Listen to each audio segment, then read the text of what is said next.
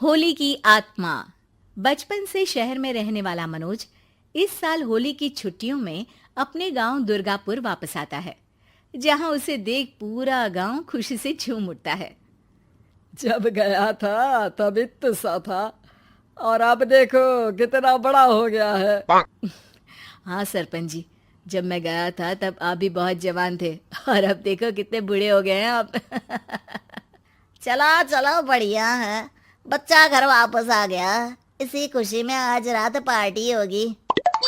क्या बात है, गांव में भी पार्टियां होने लगी। वैसे अगर पार्टी की बात है तो आज क्यों सीधा होली पार्टी करते हैं। होली पार्टी की बात सुन चहल पहल में अचानक सन्नाटा छा जाता है, जिसे देख मनोज को कुछ अजीब लगता है, लेकिन तभी सरपंच बात पलट देता है। अब बहुत देर हो गई, चलो सब अपने घर चलो, पार्टी के बारे में कल सोचेंगे।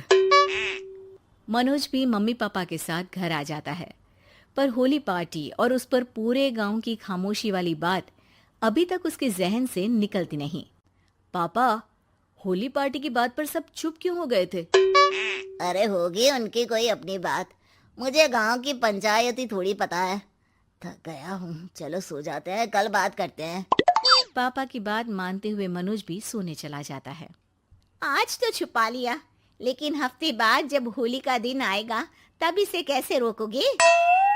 अगली सुबह सूरज के साथ ही मनोज भी गांव घूमने निकल जाता है, जिस पर रास्ते में उसे अपनी ही उम्र के कुछ लड़के भी मिलते हैं, जिनसे दोस्ती कर अब वो उनके साथ घूमने लगता है। इसी तरह कुछ दिन बीत जाते हैं और होली नजदीक आने लगती है। दोस्तों, होली में 4 दिन ही बचे हैं, पर गांव में उसकी कोई तैयारियां क्यों नहीं दिख रही? क्योंकि यहाँ होली नहीं मनाई जाती। अरे पर ऐसा क्यों? वो राजा भूषण। अरे तुम 4 दिन के लिए आए हो, क्या इतना सोच रहे हो? चलो कुछ खाने चलते हैं। इसी के साथ एक बार फिर होली की बात को टलते हुए देख मनोज को शक होने लगता है। वो घर पहुंचते ही इंटरनेट पर अपने गांव और राजा भूषण के बारे में जानकारी निकालने लगता है। क्या? मुझे आज तक ये नहीं पता था। ऐसा कैसे? किसी ने मुझे कुछ बताया क्यों नहीं?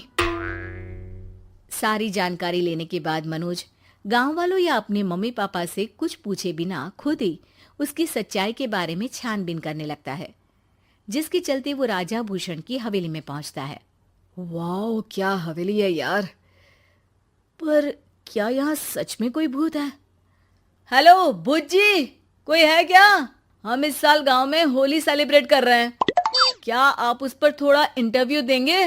मनोज के ऐसा बोलते ही गांव में तूफान उठ जाता है और हवेली में रखी सारी चीजें हिलने लगती है। एक अदृश्य शक्ति मनोज को धक्का देकर हवेली से बाहर निकाल दरवाजा बंद कर लेती है। ये सब देख मनोज हैरान रह जाता है।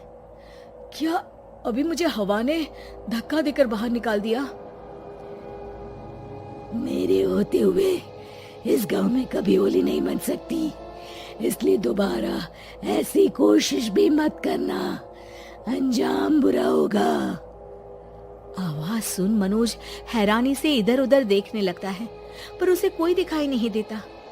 वो गांव वापस आ जाता है, जहां तूफान की वजह से सब कुछ तहस महस हो चुका होता है। आखिर ये तूफान आया कैसे? ना ऐसा कोई मौसम था और ना ही हमने होली का त्योहार मनाने की बात की थी। सरपंच की बात पर कोई रिएक्शन दिए बिना मनोज चुपचाप अपने घर चला जाता है। इस तरह देखते ही देखते होली का दिन भी आ जाता है और मनोज रंग लेकर गांव में निकल जाता है, लेकिन गांव पूरी तरह खाली होता है। अरे त्योहार का दिन है, धूमधाम की जगह मातम क्यों मनाया हुआ है? मनोज की आवाज सुन सब अपने घर की खिड़कियां खोल के घर के अंदर से ही उसे वापस जाने के लिए कहने लगते हैं, पर वो किसी की नहीं सुनता।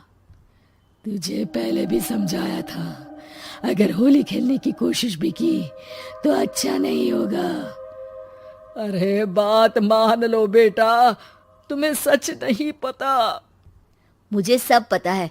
सालों पहले इस राजा ने एक अंधविश्वास फैलाया और आप लोग आज तक उसे मानते आ रहे हो। अरे बेटा, जब तुम पैदा भी नहीं हुए थे उससे भी बहुत पहले से इस गांव पर होली का श्राप है। अगर गांव में होली का त्योहार मनाया जाता है तो प्रलय आना पक्की बात होती है।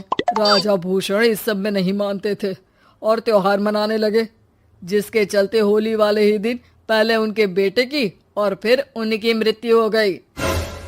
तभी से गांव की रक्षा के लिए उनकी आत्मा उस हवेली में रह रही है। सबकी बातें सुन मनोज उलझन में पड़ जाता है। सोचना भी मत मनोज, अगर तुमने इस परंपरा को तोड़ने की कोशिश भी की तो उसका परिणाम इस गांव और गांव के लोगों के लिए अच्छा नहीं होगा। मुझे भी यकीन नहीं हो रहा कि आप लोग एक बेतुकी बात को मानकर सालों से रंगों के त्योहार को मातम की तरह मनाते आ रहे हो। मनोज किसी की कोई बात ना मानते हुए पूरे गांव में रंग बिखेर देता है, जिसके तुरंत बाद वहां तूफान के साथ बिजलियां गरजने लगती है। अचानक मौसम में ऐसा बदलाव देख जहां मनोज कंफ्यूजन में आ जाता है, वहीं गांव वाले डर से सहम जाते हैं।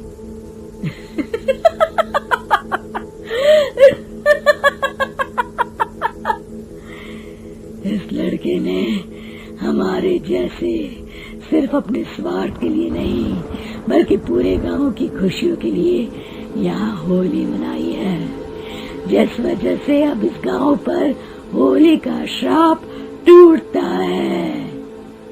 ऐसा बोलकर राजा का भूत वहां से गायब हो जाता है, जिसके बाद गांव के लोग धूमधाम से होली मनाते हैं।